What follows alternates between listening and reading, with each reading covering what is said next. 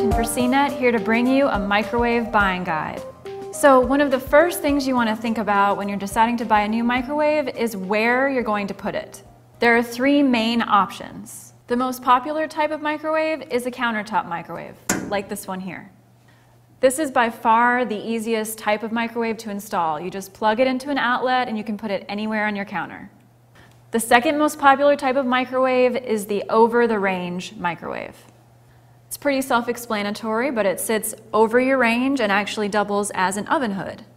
The third type of microwave is a custom built-in job that can go anywhere from drawers to cabinets. The next thing you want to think about is what size microwave you should get. This isn't only important when you're deciding if it'll fit on your countertop or above your range, but also if the food you cook regularly will fit. The sizes can range anywhere from under a cubic foot to above 2 cubic feet, but most microwaves sit somewhere in the middle around 1.5 cubic feet. If you're still not sure what size microwave would work best in your kitchen, you can always bring in a plate or bowl that you use regularly just to make sure that it will fit.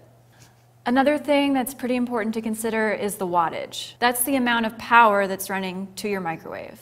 The wattage can range anywhere from around 600 to 1200 and sometimes over. Generally, the more wattage your microwave has, the more quickly and evenly it'll cook your food. Now let's talk about the basic features that most microwaves have. That includes the popcorn setting, a potato setting, a reheat, defrost. Most microwaves today have those presets and they're really easy to use. Some of the more expensive models, though, are getting a bit more fancy. Some of them incorporate convection heating or even inverter heating. Another neat feature that some microwaves have today is a sensor.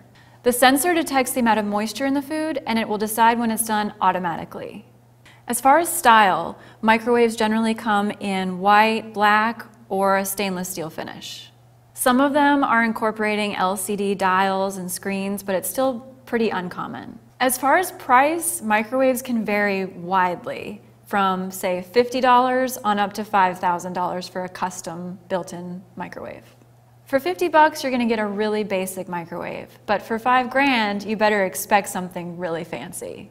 Unfortunately, microwave technology is still pretty simple. There isn't much as far as smart technology or Wi-Fi connectivity like we're seeing in some other appliances today.